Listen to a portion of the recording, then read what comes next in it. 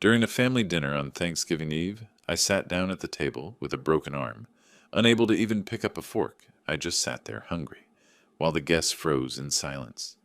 My daughter calmly said, "My husband taught him a lesson," he proudly shouted. "The old man thought he was the boss here, so I proved him wrong."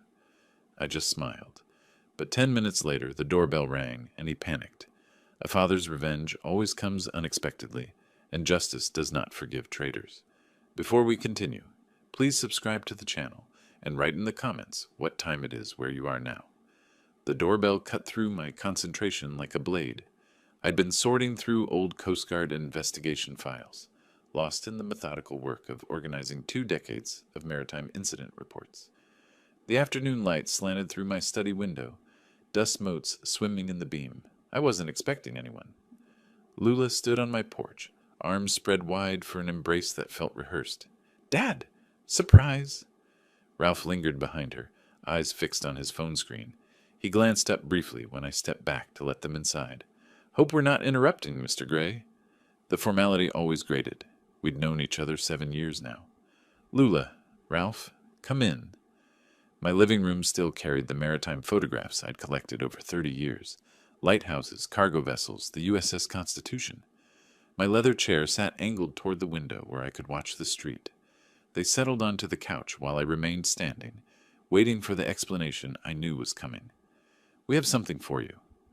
Lula pulled a cream-colored envelope from her oversized purse, sliding it across my coffee table. The brochures inside gleamed with tropical blues and whites. Caribbean Pearl, 7-day cruise, 3 passengers, a cruise. I picked up the materials, studying them with the same attention I'd once given suspicious cargo manifests. "That's quite an investment." "You deserve it, Dad. We've been planning this for weeks." Her smile stretched too wide, like fabric pulled past its limit. Ralph leaned forward, elbows on his knees. "Your birthday only comes once a year. We wanted to do something meaningful." I set the brochures down with deliberate care. "You're both very generous, though I seem to remember a conversation about car repairs 6 months back." Lula's laugh came out brittle. "That's taken care of. We've been saving specifically for this. Right, Ralph?" "Absolutely." Ralph's response arrived too quickly, a man reciting prepared lines. "Insurance business has been solid lately. We wanted to show our appreciation for everything you've done." The words felt hollow. I knew Ralph's agency barely covered their mortgage. I'd seen the overdue notice that fell from Lula's purse during Christmas dinner, the one she'd snatched up with burning cheeks. "When does it depart?" I moved toward my kitchen, needing distance to think. They followed. "Saturday morning from Miami." Lula slid onto one of my kitchen chairs, fingers drumming against the oak table. 2 days from now. The timing's perfect." I filled the kettle, buying seconds to process. "I have a notary appointment Wednesday. Estate planning review. Nothing urgent." Ralph's coffee cup halted halfway to his mouth. The silence stretched until Lula broke it with forced brightness. "Reschedule it. Dad, honestly, estate planning can wait. This cruise opportunity expires tomorrow. The price goes up significantly after that. These deals don't last," Ralph added, his voice dropping into a register I'd never heard before. Something cold lived in those words. I turned to face them, leaning against my counter. "When exactly did you book this?" Lula's gaze darted to Ralph before answering. "Last week. We wanted it to be a complete surprise." "Last week," I repeated, letting the timeline hang between us, before confirming I was available. "We knew you'd be available, Dad." Bitterness crept into her tone. "You're always available. It's not like you have anything else demanding your time." The accusation landed harder than she'd probably intended. Ralph shot her a warning glance, but the damage was done. She flushed, looking away. I poured water into 3 mugs, the domestic ritual giving me space to consider. My daughter wanted me on a cruise ship. My son-in-law watched me with eyes that measured rather than welcomed. A notary appointment had triggered visible tension. "Fine," I said finally. "I'll go." Lula's relief looked genuine, which somehow made it more troubling. "Really? Oh, Dad, you're going to love it. Quality time together, just the 3 of us." Ralph stood immediately, already moving toward my front door. "We'll send you all the details tonight. Departure is 9 a.m. sharp from Miami Port. Don't be late." I followed them out, watching as they descended my porch steps. Lula paused at their car, turning back with what might have been authentic emotion flickering across her face. Thank you for saying yes. I know we've had our rough patches lately. Family is family, I said, because it seemed expected. Ralph opened the driver's door but didn't get in. Instead, he stood looking back at my house, studying it with an expression I couldn't decipher. Assessment? Inventory? His gaze swept across the windows, the small balcony, the neat landscaping I maintained myself.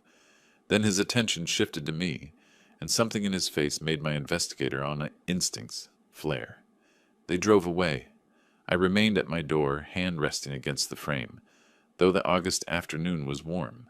A coldness had settled into my chest that had nothing to do with temperature. Inside, I returned to my study. The Coast Guard files lay scattered across my desk. Incident reports, witness statements, evidence photographs.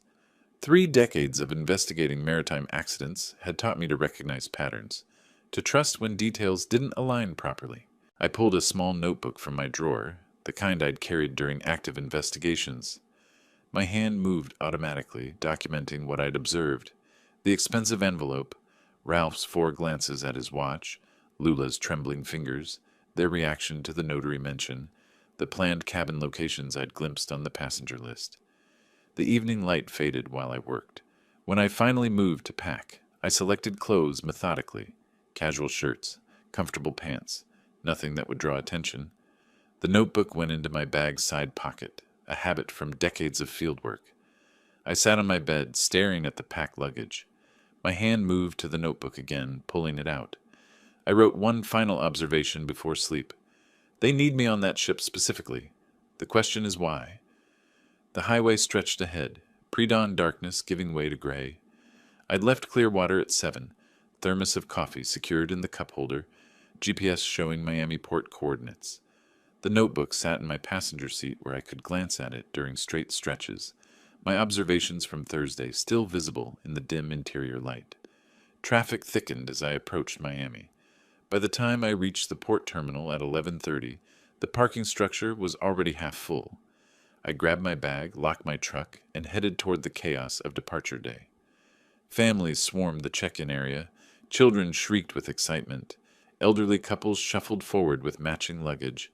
I scanned the crowd systematically, old habits asserting themselves. "Dad!"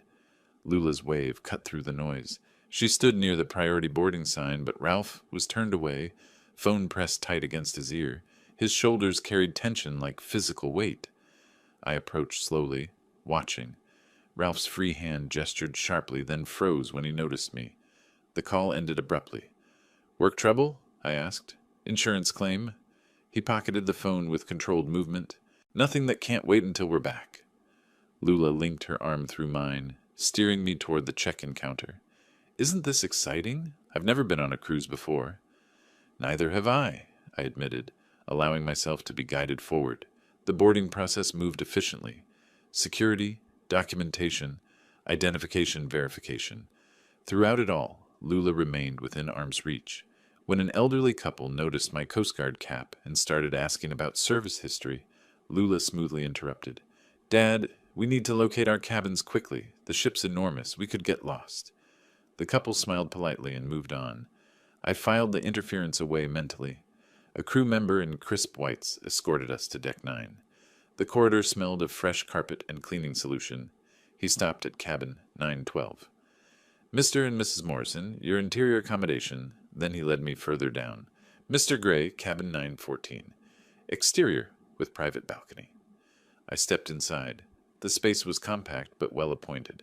The balcony door slid open smoothly, too smoothly, requiring almost no pressure. I walked out onto the narrow platform, gripping the railing. Standard height, maybe 42 inches. I leaned slightly, gauging the distance to the water below. 50 feet minimum, possibly more. "Enjoying the view already?" Ralph stood in my doorway, watching. "Quite a drop." I tested the railing's stability. Solid construction. "Hope you'll take advantage of the fresh air. Really breathe in the ocean." Something in his phrasing felt rehearsed. "I'm sure I will." I came back inside, noting how he tracked my movement. After he left, I conducted a thorough inspection. Door lock, standard magnetic key system. Balcony access. From inside only, but the sliding mechanism offered minimal security. Neighboring cabins. 913 and 915 showed no signs of occupancy through their balcony spaces. Isolated positioning. The afternoon passed in mandatory safety procedures. During the muster drill, passengers gathered at designated stations while crew members demonstrated life jacket usage. I noticed Ralph slip away mid-demonstration, moving toward an upper deck stairwell. Old surveillance instincts kicked in. I followed at a distance, keeping other passengers between us. Ralph emerged onto deck 11, pacing near the railing. His phone was out again, conversation intense. I moved closer, using a bulkhead for cover. I said everything's set for Monday night. Ralph's voice carried frustration. No, she's committed. Stop questioning me.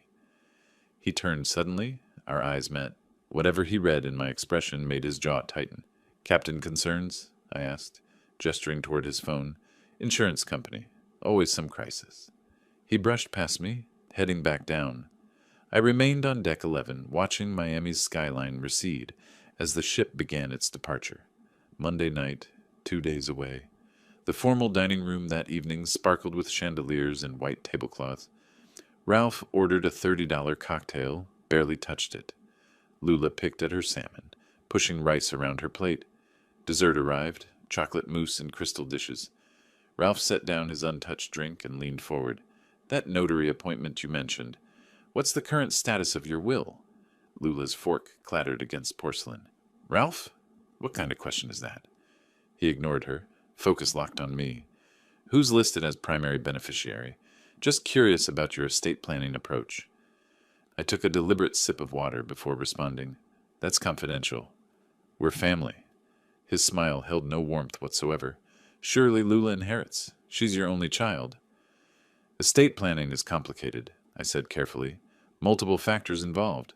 But at your age, these things should be finalized, clearly defined. He wouldn't release the topic, fingers laced together on the table. Lula deserves to know what her future holds. Ralph, please, Lula's voice cracked. Can we just enjoy dinner? I studied my son-in-law, insurance agent, failed business ventures, mounting debts I'd learned about through carefully worded conversations with Lula, now suddenly interested in my will's specific details. I'll review everything with my notary when we return, I said, standing. If you'll excuse me, the seafood isn't sitting well. Back in my cabin, I pulled out the notebook. New entries. Ralph's phone calls, his timing references, the will interrogation, cabin positioning, patterns emerging like coordinates on a nautical chart. I tried sleeping, but gave up around 11. The ocean called.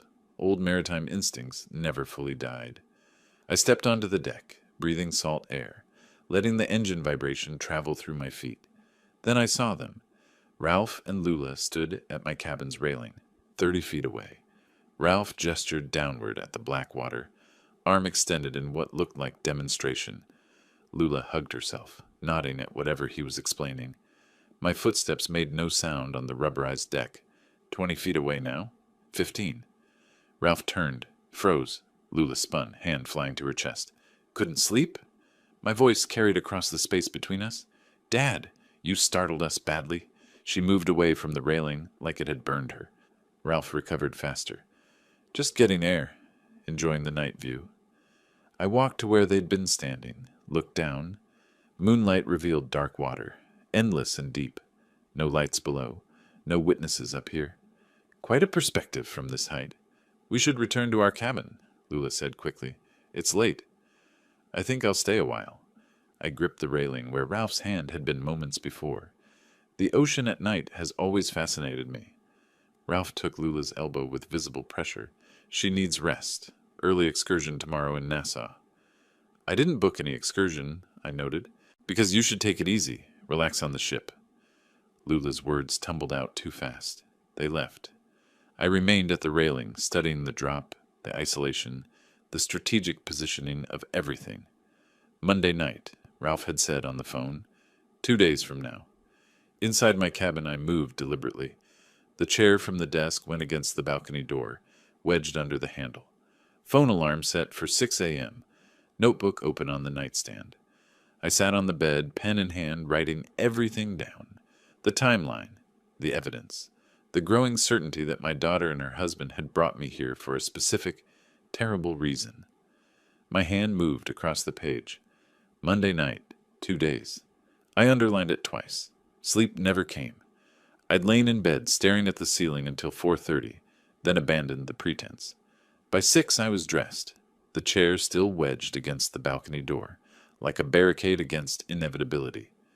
At 7 I walked the promenade deck with a coffee cup warming my hands, watching sunrise paint the Caribbean in shades of amber and rose. The deck was nearly empty, early risers doing laps for exercise, a young couple photographing dolphins. I positioned myself with my back to the ship's superstructure, clear sightlines in every direction, old defensive habits asserting themselves. Inspector Gray? I turned. The man in captain's whites studied me with the same intensity I'd once used inspecting his vessel. Recognition hit simultaneously. Captain Webb, I extended my hand. Marcus, isn't it? His grip was firm, but his eyes swept the deck continuously. 15 years. You recommended me for that safety commendation after inspecting Atlantic Venture. Your protocols earned it. The memories surfaced. A young officer obsessive about life jacket inspections, fire drill timing, emergency equipment placement. You've done well for yourself. Thanks to you. He stepped closer, glancing over his shoulder. His voice dropped until I had to lean in to hear. Wilbert, listen carefully. You need to leave this ship, any way possible. Your son-in-law is planning... Footsteps approached, rapid and deliberate. Ralph rounded the corner in jogging clothes, towel draped around his neck. His eyes locked onto us with immediate suspicion. Marcus released my forearm. I hadn't even registered he'd grabbed it, and straightened his uniform. Enjoy your breakfast, Mr. Gray. The formality was forced, his departure too abrupt to appear natural. Morning exercise, Wilbert? Ralph stopped beside me, breathing elevated but watching Marcus's retreating back. Just enjoying the sunrise. Friendly with the captain? The casual question carried weight I couldn't miss. We met professionally, years ago. He mentioned welcoming passengers. Part of his duties, I assume. Ralph wiped his face with the towel, studying me over the fabric. What was he saying to you? That the buffet opens at 7:30. I kept my voice level. Would you like to join me? His jaw tightened. He didn't believe me, but couldn't push without revealing his own suspicions. Lula's still sleeping. I'll see you at lunch. He jogged away, but not before looking back twice. I spent the afternoon near the pool pretending to read a paperback I'd found in the ship's library. The pages might as well have been blank. My mind catalogued movements, logged faces, tracked patterns. Ralph appeared around 3 with Lula, settling at a nearby table. An elderly gentleman in a Panama hat occupied the chair closest to them. Ralph ordered drinks. Then his voice rose slightly. Calculated projection. Terrible story I heard about last year's cruise season. Passenger went overboard at night. The elderly man looked up from his newspaper. How dreadful. Was he drinking? They think so. Ralph leaned back, too comfortable with the topic. Leaned over the railing to look at stars. One wrong move and you're in the water. At night, in the dark, the ship moves fast. You're left behind in minutes. They search, obviously, but... He trailed off with meaningful silence. My fingers tightened on the book's spine. This was rehearsal. Ralph was establishing the narrative for witnesses, planting the seed of how an old man might accidentally fall overboard. Lula sat rigid beside him, contributing nothing. Her hands clutched her phone like a lifeline. Reminds you to be careful, the elderly man said, returning to his paper. Absolutely. Ralph caught my eye across the deck, held it for 3 seconds. Then looked away.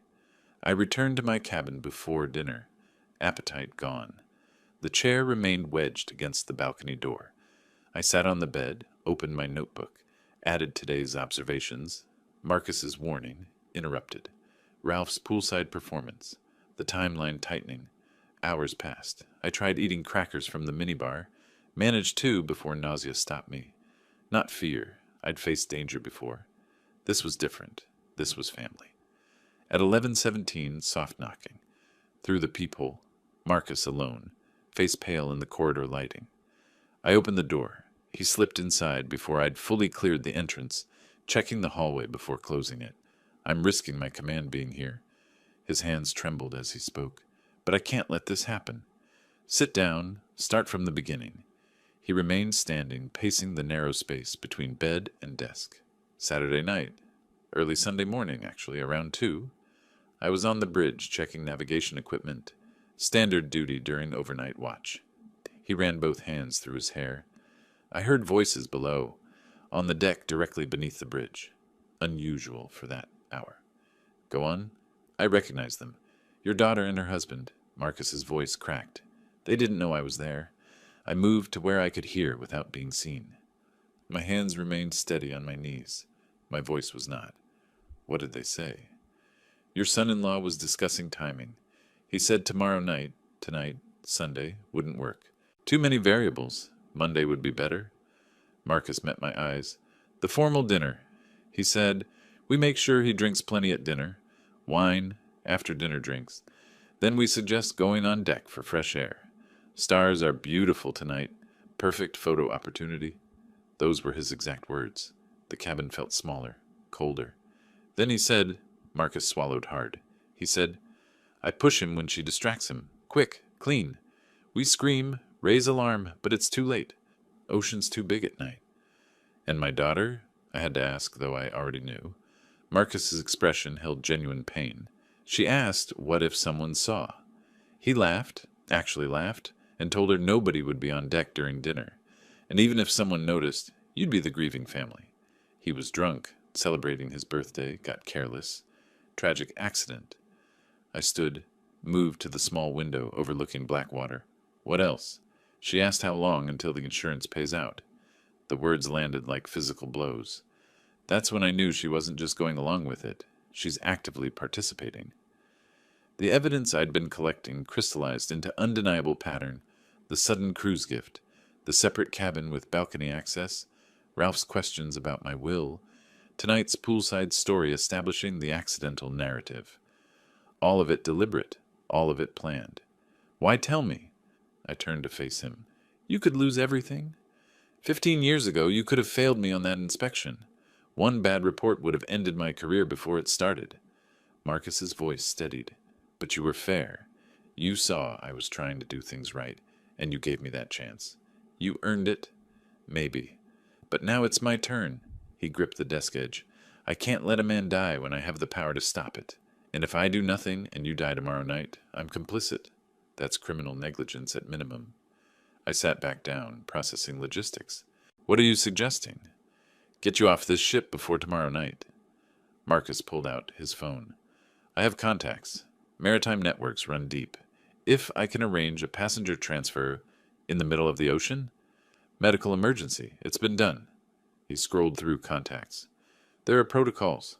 Another vessel, a transfer at sea. It's risky, but not impossible. You'd do that? Marcus looked up from his phone. I'd do more than that to prevent a murder on my ship. Will you trust me? I thought of Lula as a child. Gap-toothed smile, scraped knees, absolute faith that her father could fix anything. I thought of Ralph's cold calculation. I thought of tomorrow night. Dark water, a scream that would come too late. Yes, I said. I'll trust you. Give me 30 minutes. Marcus moved toward the door. Stay in your cabin. Don't open it for anyone but me. His hand rested on the handle. He turned back, jaw set with determination. I'll find a way, Wilbert. I promise. The door closed behind him. I was alone again, staring at the chair barricading the balcony door. I checked my watch. 11:48. Tomorrow night was the planned murder. I had less than 24 hours. I opened my notebook to a fresh page and wrote, Monday night formal dinner, approximately 24 hours. Then I sat on the bed and waited. 28 minutes. I counted them in the silence, unable to sit, unable to think beyond the ticking seconds. I paced the cabin's narrow length, 6 steps wall to wall, examining the family photograph I'd brought. Lula, at 8 years old, missing front tooth, my arm around her shoulders. That child had trusted me completely. The woman who replaced her wanted me dead. Soft knocking pulled me from the photograph. I opened the door before Marcus finished the second knock. I found a way. He entered quickly, checking the corridor one final time before closing us in. This time he sat, perching on the desk chair with forward lean that suggested barely contained energy. There's a cargo vessel 15 nautical miles north. Nordic Star, heading to Nassau for port calls tomorrow afternoon. I contacted the captain, Thomas Brennan. Worked together on shipping routes 5 years ago. You told him? Enough. Medical emergency requiring immediate transfer to a vessel with better medical facilities. He didn't ask questions. Marcus pulled a small notepad from his uniform pocket, consulting handwritten notes. Here's how this works. Around 3 this morning, we move you to the medical bay. The cover story is severe food poisoning, specifically suspected bacterial contamination from yesterday's raw oyster bar. That explains isolation, need for advanced care, and why you can't have visitors. I absorbed the logistics professionally. Won't Ralph and Lula demand to see me? Standard quarantine protocol. Food poisoning is contagious until we rule out certain bacteria. They can't visit sick passengers during isolation period. His confidence was reassuring. By the time we dock in Nassau tomorrow afternoon, and they realize you're not in medical bay, you'll already be there waiting for them. What about your career? Marcus's jaw tightened. If this goes wrong and you die, I'm complicit in murder. I heard the plan and did nothing. That's negligence, possibly accessory after the fact. I'd rather risk my command than live with that. You're putting yourself in danger for me? You gave me my career. I'm trying to save your life. We're even. He checked his watch. We have 2 hours before we execute. Pack minimally. Personal documents, wallet, phone. Nothing that would suggest permanent departure. We need Ralph and Lula to believe you're returning after medical treatment. I moved automatically, pulling items from my bag. Passport, wallet, phone charger, the notebook with all my observations. Then I stopped at the desk, pulled out the hotel stationery I'd noticed earlier. What should I tell them?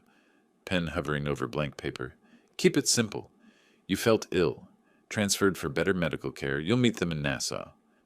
I wrote the first version, then crossed it out. Too cold. The second attempt had too much detail, suspicious. The third achieved the necessary false normalcy. Lula woke up feeling terrible around 2 a.m. Must have been the seafood at dinner. The ship's doctor recommended transferring me to another vessel with better medical facilities. Don't worry about me. I'll meet you when we dock in Nassau tomorrow. Rest and enjoy the cruise. My hand hesitated over the closing. Marcus watched without speaking. I finished. Love, Dad? The word felt like betrayal, but maintaining cover required authenticity.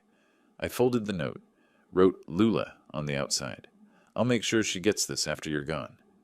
Marcus pocketed it carefully. The doctor and a medical assistant will come at 3. Play along. You're ill but not critical. Weak, nauseous, but stable enough for transfer. Can you do that? I've spent 30 years reading body language. Projecting it isn't difficult. Good. He stood.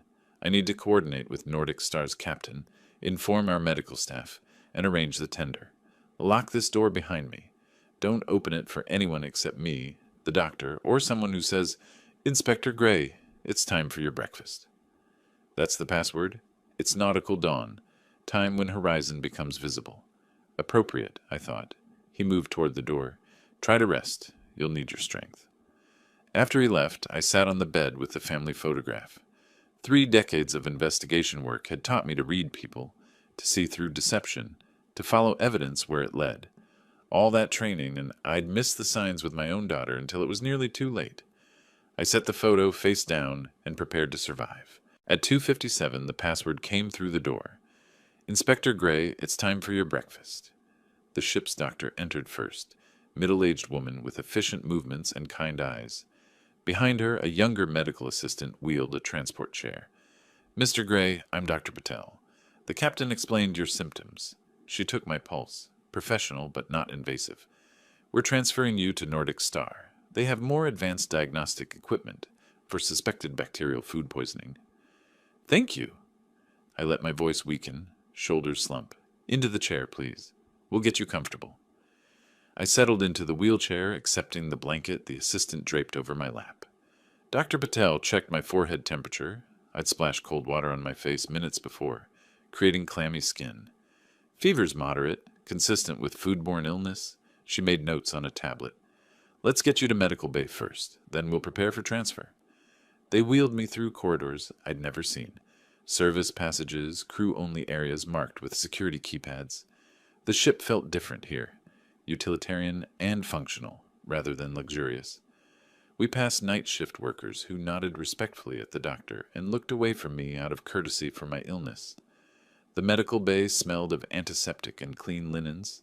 They transferred me to an examination bed, took blood pressure readings for appearance's sake, documented everything with professional thoroughness.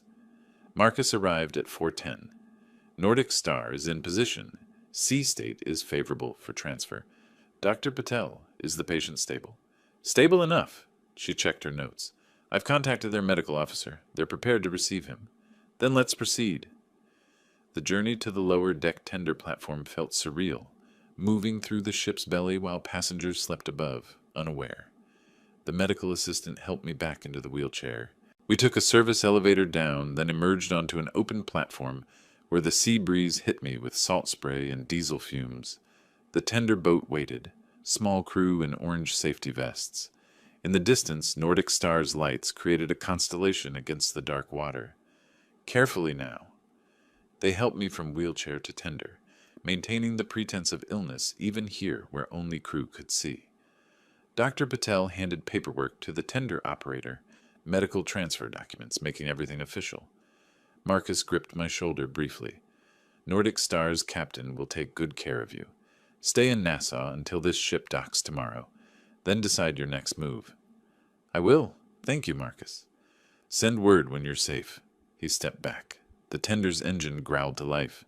We pulled away from Caribbean Pearl, all that luxury and elegance now housing my daughter who planned my murder. The tender crossed the gap between vessels efficiently, riding swells with practiced ease. Nordic Star grew larger, industrial and weather-beaten, nothing like the cruise ship's polish. Their crew waited at the transfer platform, helping me aboard with rough kindness. The tender departed immediately, returning to Caribbean Pearl before dawn could expose the operation. I stood on Nordic Star's deck, no longer pretending weakness. The cargo ship's captain approached, stocky man with gray beard, assessing eyes. Thomas Brennan, Marcus explained enough. He didn't offer his hand. Medical emergency, you said, but you don't move like a sick man now that you're aboard my ship. The illness was strategic, I assumed. Maritime Network shares stories. Marcus Webb doesn't lie, so whatever reason you had for that emergency transfer, I trust it was necessary. He gestured toward the bridge. We dock in Nassau at 1400 hours. You're welcome to stay in one of our spare cabins until then. Coffee's terrible, but it's hot. I appreciate the discretion. I appreciate honest men. Marcus is one. I'm assuming you are too. He turned toward the companionway. Get some rest, Mr. Gray.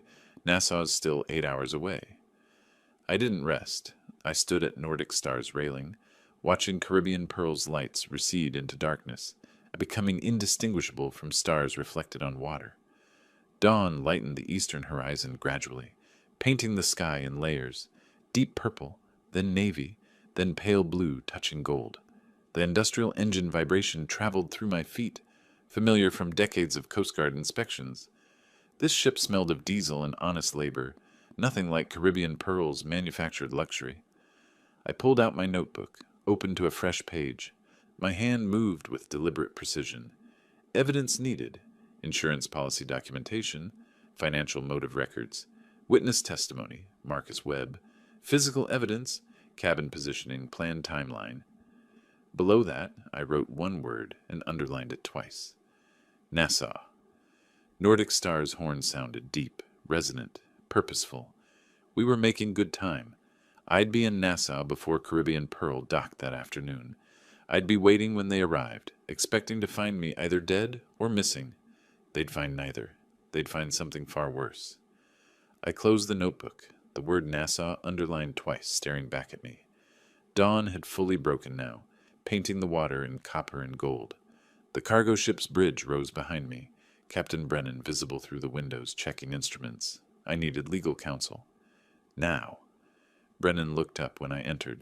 Something you need, Mr. Gray? Satellite phone. I'll pay for the call.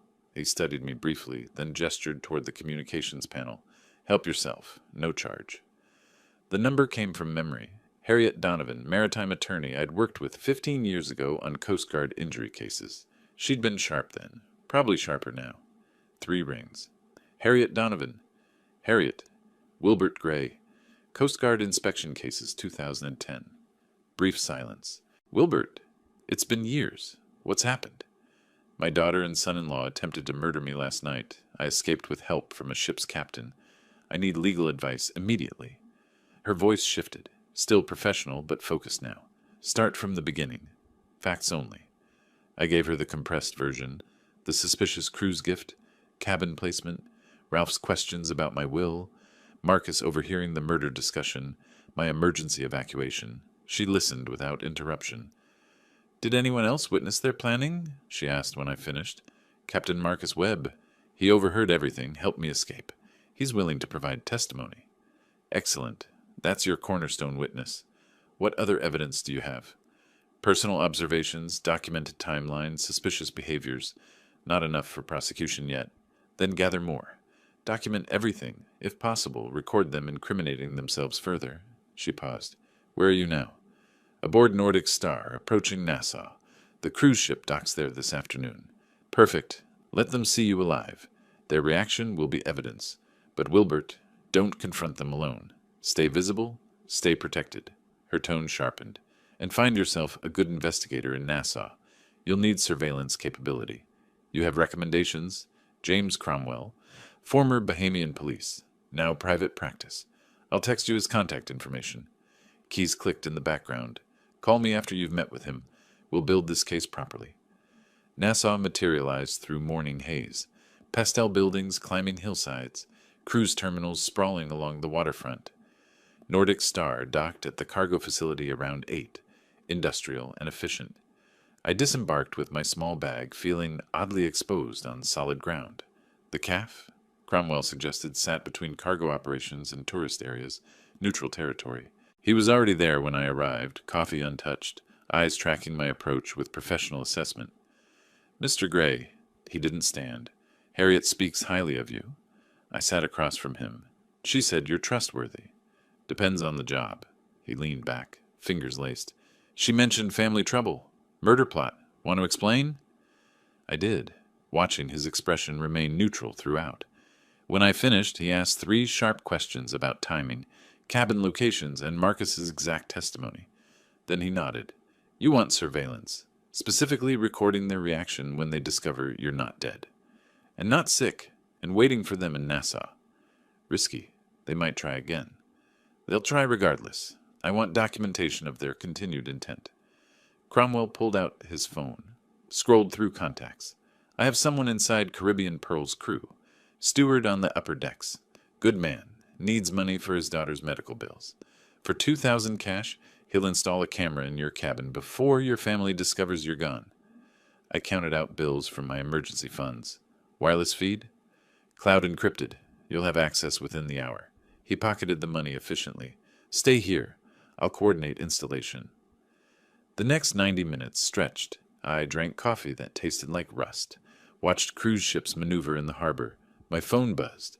Cromwell's text with login credentials. I opened the surveillance app, saw my former cabin in real time. Empty bed, barricaded balcony door still visible. Afternoon sunlight through the porthole. Around 1 o'clock, movement. The door opened. Ralph entered first, scanning the space like he expected ambush. Lula followed, holding a piece of paper. My note.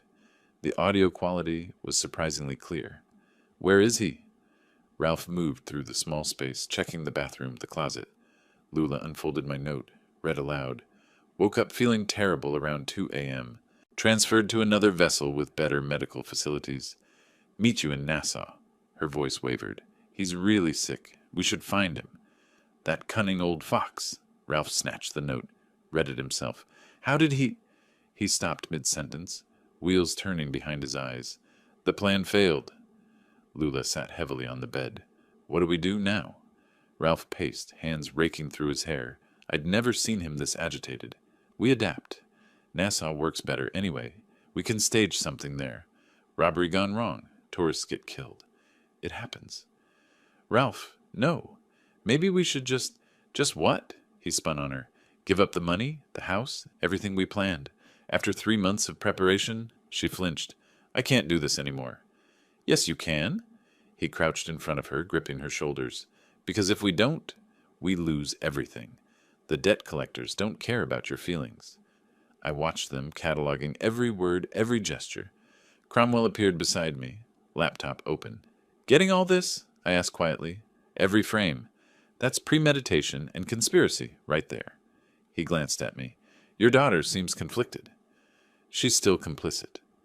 My phone rang. "Harriet," I answered, still watching the screen where Ralph was now checking the balcony door, testing its security. "Wilbert, my research assistant found something." Her voice carried grim satisfaction. 3 months ago, May 15th, a life insurance policy was taken out on you. $500,000. My chest tightened. "I never signed any policy." "I know. The signature's forged. I compared it to your actual signature from the Coast Guard documents. And the insuring agent?" She paused for emphasis. "Ralph Morrison, licensed agent with Maritime Benefit Insurance. He used his position." "Exactly. Fast-tracked approval, listed your daughter as beneficiary to avoid suspicion. This isn't spontaneous desperation, Wilbert. This is calculated, premeditated murder for financial gain." On the screen, Ralph was leaving the cabin, Lula trailing behind him like a ghost. Their faces showed everything: frustration, fear, determination. "Send me the documentation," I said. "Policy numbers, application copies, everything." "Already done. Check your email." Harriet's tone softened slightly. "How are you holding up?" "I'm functional. That's sufficient." After we disconnected, I reviewed the insurance documents on my phone. Ralph's handwriting on the agent notes, my forged signature on the application. Lula listed as sole beneficiary. 3 months of planning, reduced to paper trails and digital records. Cromwell closed his laptop. "You've got enough for prosecution. Insurance fraud, conspiracy to commit murder, attempted murder, multiple felonies." "Not yet." I met his eyes. "I want them to incriminate themselves further. I want absolute certainty." "They're planning another attempt in Nassau. That's dangerous." "In public spaces with witnesses? They won't risk it." I checked my watch. Caribbean Pearl would dock in 45 minutes. Besides, I'm done hiding. Time they understood what they're actually dealing with. Cromwell studied me with professional curiosity. "You're going to wait for them on the dock." "I want to see their faces when they realize I'm alive and well." "Bold strategy. Could backfire." "Then I'll adapt." I stood, pocketing my phone. "Just like they're doing." We moved to the cruise terminal, arriving as Caribbean Pearl's massive hull appeared in the harbor entrance. The ship maneuvered slowly, precisely, docking procedures unfolding with practiced efficiency. Passengers crowded the rails, waving to people on shore. I positioned myself where they'd see me immediately upon disembarking.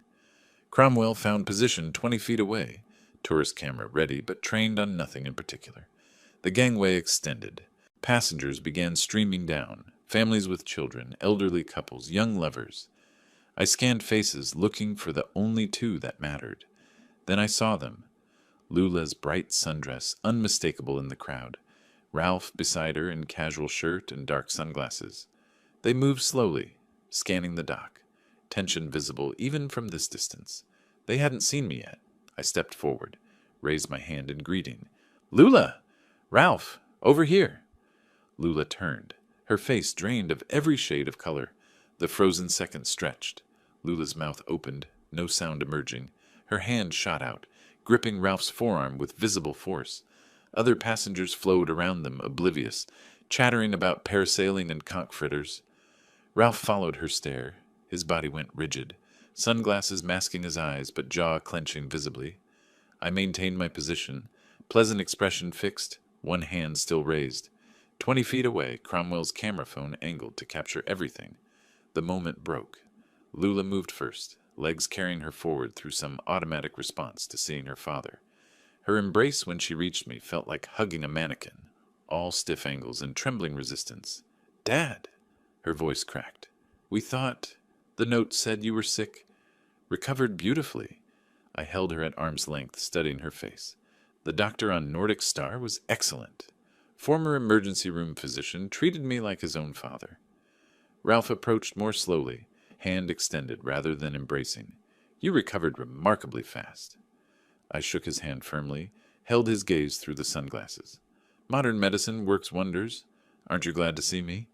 "Of course." The words came out mechanical. "We were concerned." "No need for concern now. I'm perfectly healthy." I released his hand, gestured toward Nassau's streets beyond the terminal. Shall we get lunch? I've been exploring while waiting for you. Found an excellent seafood place. They had no choice. Too many witnesses, too public, too bright with Caribbean sunshine and tourist cameras. We walked together through customs, through the terminal, into Nassau's humid embrace. You could have called, Ralph said as we navigated pedestrian traffic. Wanted to surprise you. Besides, phone service on cargo ships is terrible. All those metal walls. I pointed toward a restaurant overlooking the harbor. There. The grouper is exceptional. Throughout lunch, I maintained cheerful conversation, asking about their last 2 days aboard ship, sharing my cargo vessel experience, discussing Nassau's history with tour guide enthusiasm. Ralph barely touched his food. Lula pushed rice around her plate, taking tiny bites that she struggled to swallow. As coffee arrived, I dropped my announcement. I purchased 3 tickets for Caribbean Pearl's return voyage to Miami. Departs Friday morning. Ralph's cup paused halfway to his lips. That's not necessary. We can fly back. Nonsense. We came by ship, we return by ship. I smiled at Lula. Family vacation isn't complete until we're all back home together, right? She swallowed hard. Right. Of course, Dad. Wonderful. That's settled. I signaled for the check. We have 3 days to enjoy Nassau properly. Cable Beach this afternoon. Over the next 72 hours, I orchestrated every moment. Tuesday morning, we toured the straw market, where I insisted on buying matching sun hats and photographing us wearing them. Tuesday afternoon at Cable Beach, I positioned us for endless selfies. Lula and Ralph standing close, me between them, all of us squinting into sunlight with smiles that didn't reach anyone's eyes. Ralph attempted several times to create isolation. Early morning boat charter tomorrow, just the 3 of us? Too tired, I deflected easily. That food poisoning really took it out of me. I prefer staying near medical facilities, just in case. Late night beach walk? These old knees don't do well on sand and darkness. Let's stick to the group tours during daylight. Wednesday, we explored colonial architecture, Fort Fincastle, Queen's Staircase, Government House. I photographed them at every location, directing their positions like a wedding photographer. Stand closer. Smile like you're having fun. This is for the memory books. Their smiles became increasingly brittle. Lula developed a nervous habit of picking at her nails until they bled. She wore sunglasses constantly, hiding the dark circles forming under her eyes. Ralph's patience frayed visibly, snapping at restaurant staff, cutting off Lula mid-sentence, checking his phone obsessively. I caught fragments of their whispered arguments when they thought I wasn't listening. Wednesday evening in an alley between shops. He knows something, Ralph hissed. He must. How could he? Lula's voice carried desperation. We were careful. That transfer, the timing, it's too convenient. Maybe he really was just sick. Don't be naive. Something's wrong. We need to figure out what. But I always appeared before they could strategize further, cheerfully suggesting our next activity, maintaining relentless proximity. Thursday night, our final evening before boarding, I insisted on dinner at a harbor restaurant with outdoor seating. Caribbean Pearl was visible in the distance, lit up against darkness like a floating city. As dessert arrived, I set down my water glass. I'd avoided alcohol entirely, much to Ralph's obvious frustration, and became momentarily serious. I want to thank you both. This trip has meant everything to me, despite the health scare. Family is what matters most. I raised my glass. To family. Ralph and Lula lifted their glasses reluctantly. The toast felt like accusation wrapped in sincerity. After dinner, walking back to our hotel, I positioned myself between them, physically separating them, controlling our formation. Ralph tried to lag behind, creating distance, but I matched his pace. Beautiful night, isn't it? Perfect temperature. Perfect, he echoed flatly. Friday morning, we boarded Caribbean Pearl for the return voyage. I'd arranged different accommodations, 3 interior cabins along a central corridor, surrounded by other passengers. No exterior balconies, no isolated access points. When Ralph questioned this, I explained with practiced innocence. After that food poisoning experience, I wanted to be closer to other people. Felt safer being surrounded by activity rather than isolated. His eyes narrowed behind sunglasses. Safer from what? From being alone if I got sick again, obviously. I smiled. Why? What did you think I meant? He didn't answer, just turned away to examine his cabin. I watched him test the door lock, check the hallway sightlines, calculate angles. His professional assessment was visible, measuring opportunities, finding none. The ship departed Nassau at noon, horn sounding our exit. I positioned myself at the interior observation deck, not the exterior rails, never the rails, watching the island recede into blue distance. Ralph and Lula stood separately along the corridor, isolated from each other and from me. Both stared at their phones or into middle distance, trapped in whatever thoughts consumed them. My phone buzzed, text from Harriet. Evidence package complete. Insurance fraud documentation, forged signatures, witness statements from Captain Webb, surveillance recordings from Nassau. Ready to proceed when you are. I pocketed the phone, turned away from the windows toward the ship's interior. 3 days at sea ahead, then Miami. Then real consequences would begin. Walking past Ralph toward the dining room, his voice stopped me, low, barely audible. Enjoy dinner, Wilbert, while you can. I didn't turn back, didn't react, just continued walking. My hand slipped into my pocket where my phone held every recorded threat, every piece of evidence, every mistake they'd made. 3 days at sea, then they'd understand exactly what they'd tried to destroy. The parking area outside Miami's cruise terminal was organized chaos. Families reuniting, luggage carts clattering, goodbyes echoing across asphalt. I stood beside my car, keys in hand, watching Ralph and Lula approach through the crowd. Thank you for the cruise. I pulled Lula into a hug, felt her body stiffen against mine. Despite everything, it was memorable. Ralph extended his hand rather than embrace. His grip was brief, fingers cold despite the Florida heat. Let's do it again sometime, Lula offered, voice hollow. Actually, let's get together soon. I kept my tone casual, conversational. I'd like to discuss some family matters. Ralph's eyes sharpened behind his sunglasses. What kind of matters? Better discussed at home. I'll call you. I smiled warmly, waved as they walked toward their vehicle.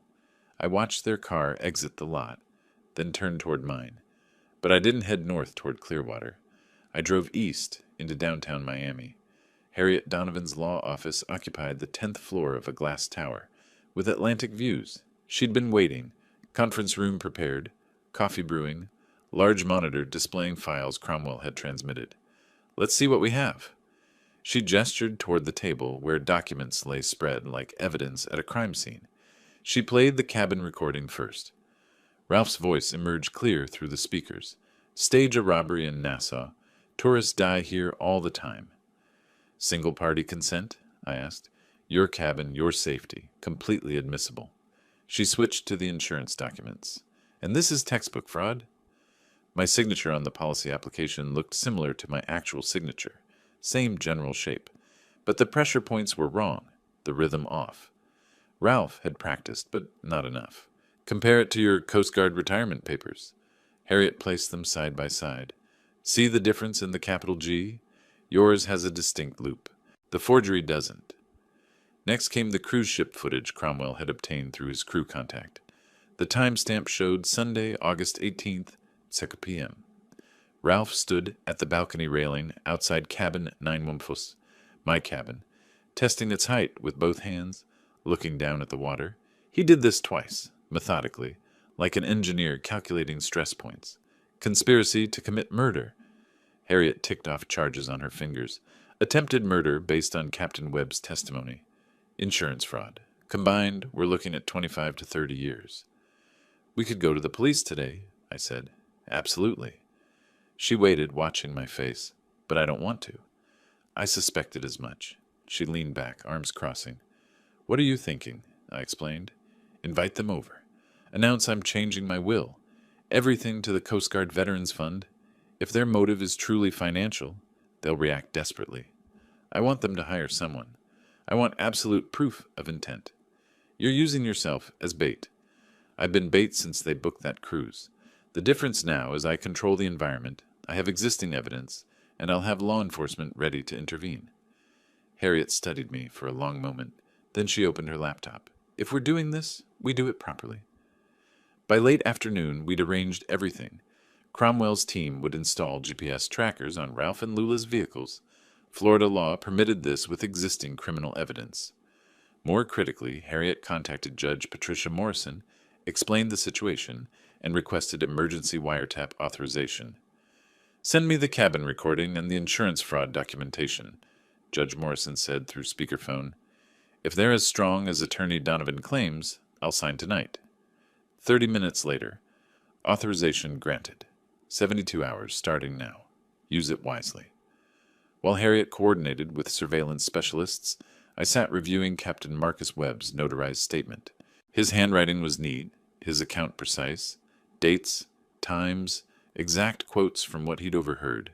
A career ship captain's attention to detail translated into perfect witness testimony. "Security team is en route to your house," Harriet announced, ending a call. "They'll install cameras tonight while you're still here. Every room except bathroom. Legal requirement. The feed goes to encrypted cloud storage with timestamp authentication." As the sun set over Biscayne Bay, turning the water molten orange, I made the call.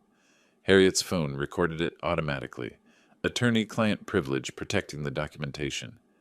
"Hi, Dad," Lula's voice carried wariness. "Lula, I'd like you and Ralph to come by tomorrow evening, 6 o'clock. There's something important we need to discuss as a family." Long pause. "What's this about?" "Estate planning. I've made some decisions I want to share with you both." Another pause. Longer. "Tomorrow evening?" 6 o'clock. I'll make lemonade like when you were young." The detail was deliberate, evoking childhood, creating false comfort. After disconnecting, Harriet replayed the call. Her hesitation was pronounced. "She's frightened." She should be. The drive back to Clearwater took nearly 4 hours. I stopped once for gas and terrible coffee, used the time to think through tomorrow's script. Every word mattered.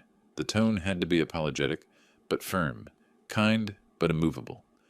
I arrived home near midnight. The security team had finished. The house looked unchanged, but tiny cameras now occupied corners, disguised as smoke detector components, thermostat sensors, electrical outlet adapters. I walked through each room, noting their positions. In my living room, I visualized tomorrow's meeting. Ralph and Lula would sit on the sofa, positioning I'd arrange naturally. I'd take my leather chair across from them, maintaining distance, controlling sightlines. The main camera would capture both their faces clearly. At my kitchen table, I opened the notebook I'd carried since the cruise began. The pages documented everything: dates, observations, evidence collected. I wrote one final entry. August 24th. Phase 3 begins. The trap is set. I stood, moved back to the living room where tomorrow's confrontation would unfold. Testing camera angles without looking directly at them, I positioned furniture slightly. The sofa angled for optimal facial capture, the coffee table cleared for unobstructed view. I placed a pitcher and glasses ready for lemonade, arranged coasters, made everything appear casually domestic. My watch showed 12:17 a.m., technically Monday now. In 18 hours, Ralph and Lula would sit in this room, and I'd deliver the words designed to trigger their final, fatal mistake. I turned off the lights, leaving the cameras recording in darkness, their tiny indicator lights blinking like distant red stars.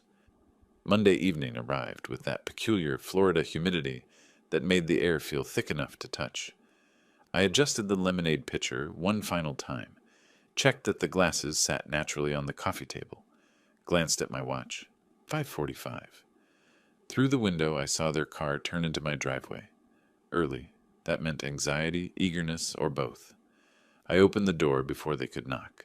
"Come in. I just made fresh lemonade." Lula attempted a hug. I accepted it, felt her trembling slightly. Ralph nodded, no handshake offered, hands staying in his pockets. They settled onto the sofa, exactly where I'd anticipated. I poured lemonade, handed them glasses, took my chair across from them. The leather creaked familiarly beneath me. "You said this was important." Ralph skipped any pretense of small talk. "About estate planning?" "Yes." I set my glass down with deliberate care. "The cruise gave me time to think about legacy, about what really matters. I've made a decision I wanted to share with you both." They waited, bodies tense. "I'm changing my will. My entire estate, the house, savings, investments, everything will go to the Coast Guard Veterans Fund." I kept my voice gentle, apologetic even. They do important work helping retired service members. I want my legacy to serve that purpose. The silence stretched like a drawn wire about to snap. What? Lula's voice barely qualified as sound. Ralph's face darkened, a flush creeping up from his collar. You're cutting us out? Completely? You're both young, capable people. You'll build your own lives without depending on inheritance. I maintained eye contact with Ralph. I think it's the right decision. Dad, Lula leaned forward, hands clasped together pleadingly. We were counting on... You can't just... Ralph's hand shot out, gripping her wrist. Hard. Lula. The warning was clear. I watched the interaction with apparent concern, knowing the camera captured everything. I understand this is disappointing, I continued. But my estate, my choice. I'm meeting with my notary Thursday morning, August 29th, to finalize the paperwork. I wanted to tell you first, as a courtesy to family. Thursday, Ralph's voice was flat. Not a question, a calculation. 3 days from now, yes. I offered a slight smile. I hope in time you'll understand. Ralph stood abruptly, movement sharp enough that his glass nearly toppled. We're leaving! But Dad! Lula started. Now! Ralph pulled her up by the arm, grip leaving white marks on her skin. I followed them to the door, maintaining my sympathetic expression. I know this isn't what you wanted to hear. Ralph turned at the threshold. His face was a mask barely containing fury. Oh, we hear you clearly, Wilbert. The use of my first name, not Mr. Gray, felt deliberate. Very clearly. They walked to their car. I watched from the window as they sat motionless for several seconds before Ralph started the engine. My phone buzzed. Cromwell's text. Car audio active. Recording clear. Sending feed now. I moved to my computer, opened the encrypted link Cromwell provided. The audio quality was remarkable. Ralph's voice exploded through the speakers. $800,000. Just gone. To some, the profanity was creative. His fists slammed against the steering wheel repeatedly, the car rocking with the violence. Maybe we can talk to him, Lula sobbed. Explain our situation. Talk? You think talking matters now? Ralph's voice shook with rage. He's doing this deliberately. He knows we need that money. He knows. But how can we... We won't let this happen. Ralph started the car, reversed too quickly, tires screeching as he accelerated away.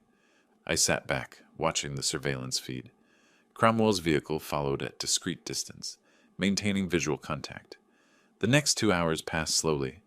I made dinner, grilled chicken, rice, green beans, ate mechanically while monitoring my phone.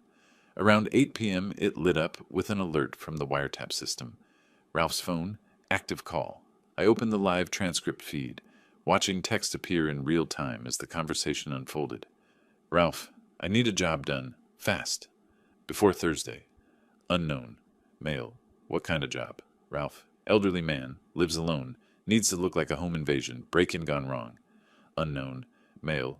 That's not cheap work. Ralph. 20,000. Unknown. Male. 25. Ralph. 15. Half now, half after completion. Unknown male. Make it 18 total. 9 and 9.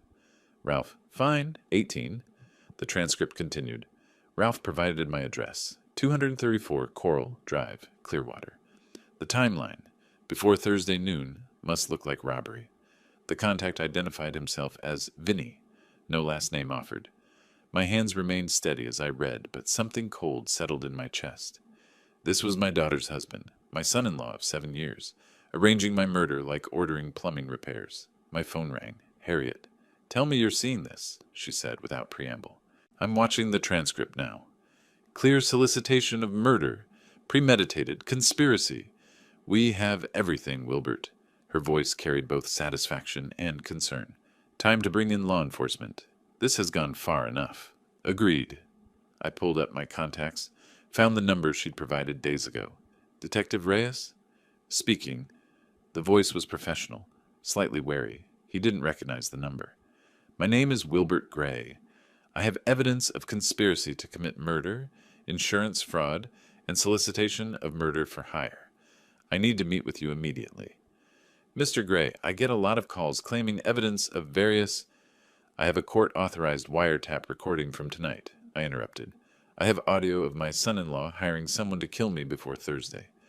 I have surveillance footage of him planning my murder on a cruise ship. I have a forged insurance policy for $500,000, and I have an attorney coordinating everything. Silence. Then, what's your attorney's name? Harriet Donovan, Maritime Law, based in Miami. I know Attorney Donovan. She's legitimate. His tone shifted. Tomorrow morning, 8 a.m., Pinellas County Sheriff's Office, Largo. Bring everything. After hanging up, I sat in my living room's dim light. The camera indicator lights blinked steadily. Small red stars scattered across my ceiling. I pulled out my phone, queued up the wiretap recording Harriet had sent as an audio file. Ralph's voice emerged from the speaker. Elderly man, needs to look like a home invasion gone wrong. I played it twice, then set the phone down. On my mantel, an old photograph caught the lamplight. Lula, 8 years old, missing her front teeth, my arm around her shoulders at the beach. That child had loved me without reservation. I turned away from the photograph. Rising, I moved to my study, began preparing documents for tomorrow. I printed the insurance policy with its forged signature, burned Captain Marcus Webb's testimony to a USB drive alongside the cabin recording, the cruise ship surveillance footage, tonight's wiretap transcript. I created a physical binder, organized, indexed, tab-separated by evidence type.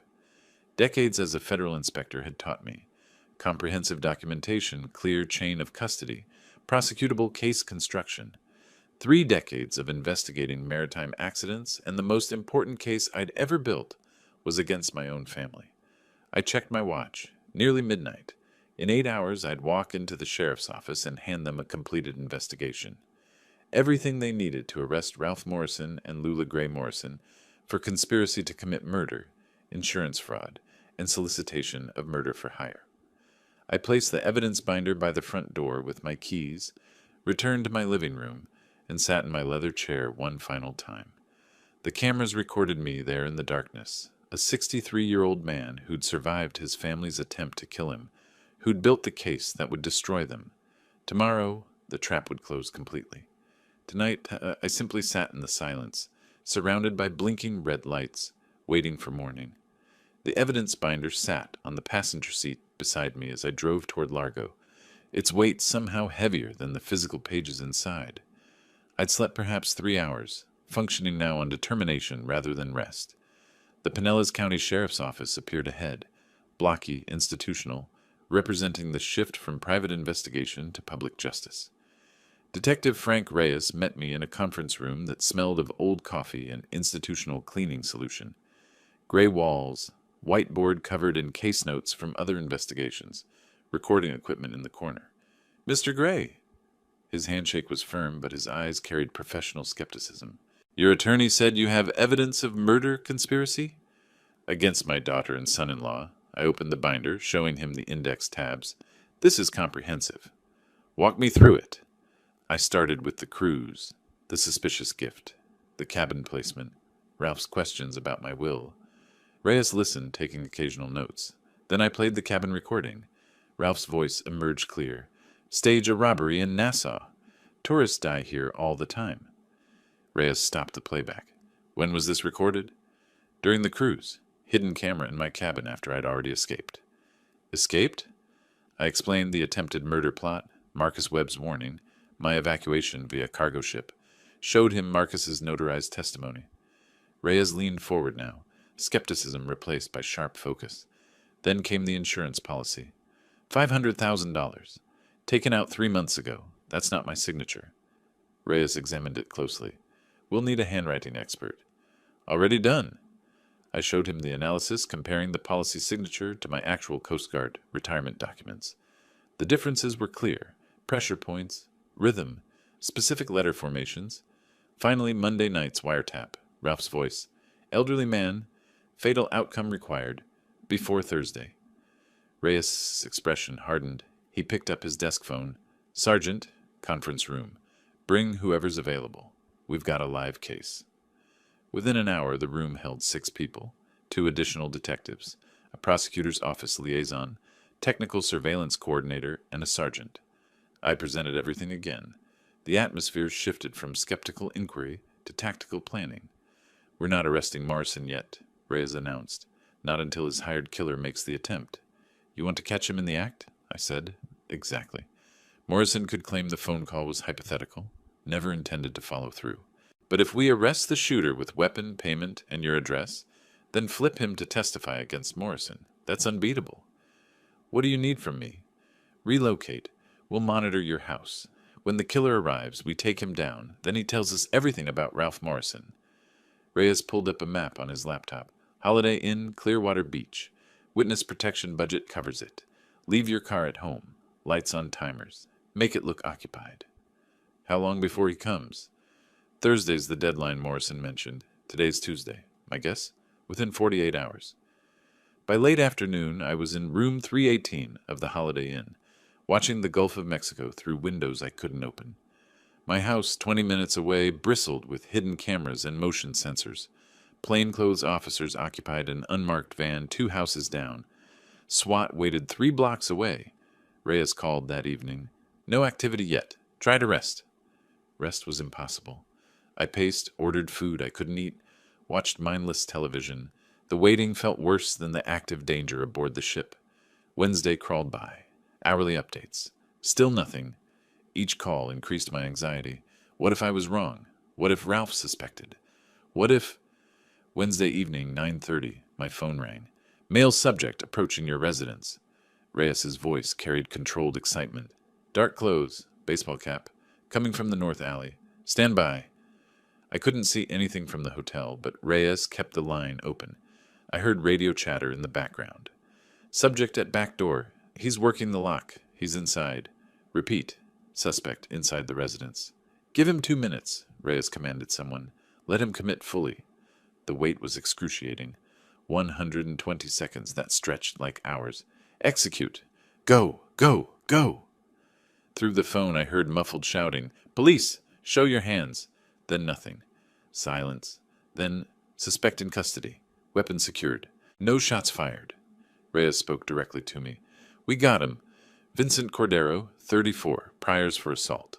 Had a loaded .38, cash in his pocket, and your address written on a piece of paper. Has he talked? Not yet, but he will. Thursday morning, I sat in an observation room at the sheriff's office, watching through one-way glass. Vincent Cordero, Vinny, according to the arrest report, sat handcuffed beside a public defender who looked fresh out of law school. Reyes entered with a folder, set it on the table. Mr. Cordero, let's discuss your situation. I want a deal, Vinny said immediately. His voice was flat, resigned. My lawyer says you have me on tape with Morrison. We do. And we have mall surveillance footage of you receiving payment, and we caught you inside the victim's home with a loaded weapon. Reyes opened the folder. You're facing conspiracy to commit murder, attempted murder, breaking and entering with intent. That's 25 years minimum. Vinny's lawyer whispered in his ear. He nodded. But if you cooperate fully, testify against Ralph Morrison, provide complete details, we can discuss reduced charges. Another whispered consultation, then, what do you want to know? Start with how you met Morrison. Casino. Paradise Shores about 6 months back. We were both losing, ended up talking at the bar. Vinny's recitation was mechanical, a man recounting facts to save himself. Last week he felt me out about specialized work. Monday night he called, said he had an urgent job. What job?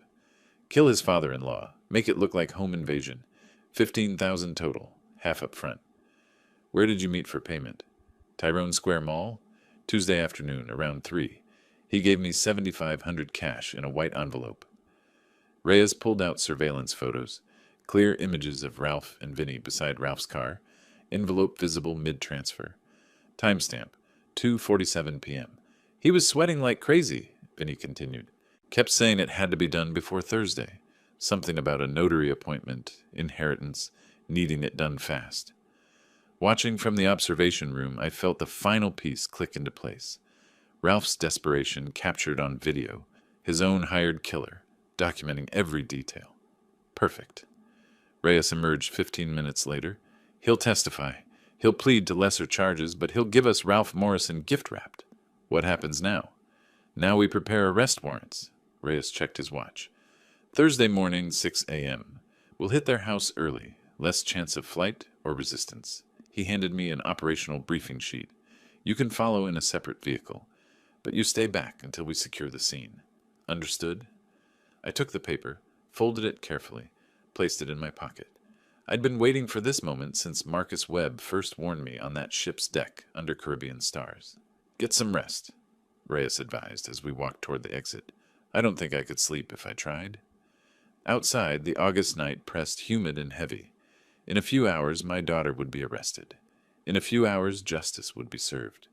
I drove back to the hotel, but I didn't sleep. I sat by the window, watching darkness slowly fade to gray, waiting for morning.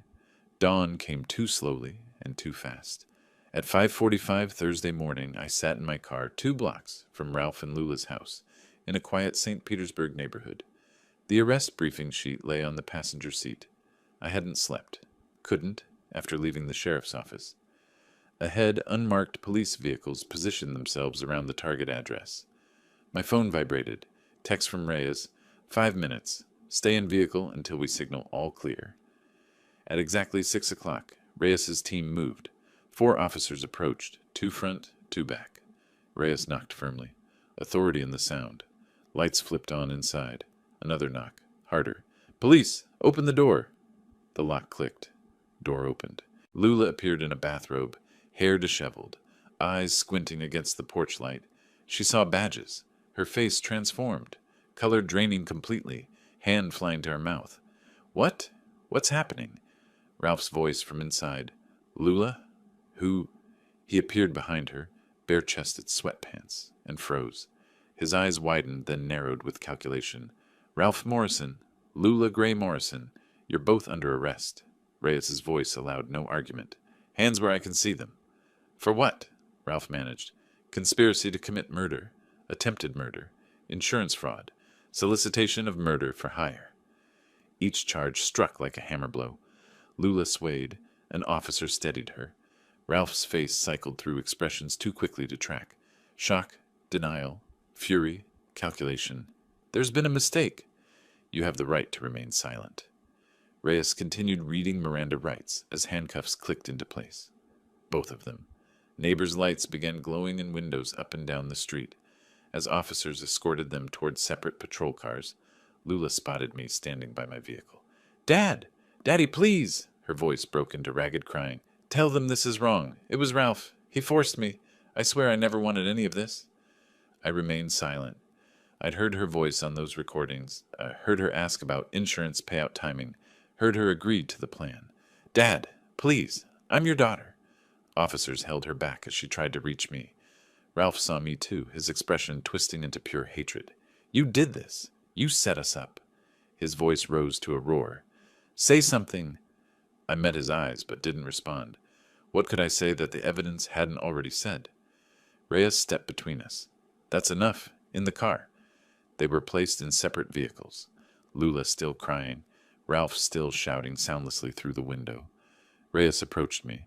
That couldn't have been easy. No, but it was necessary. Want to observe the processing?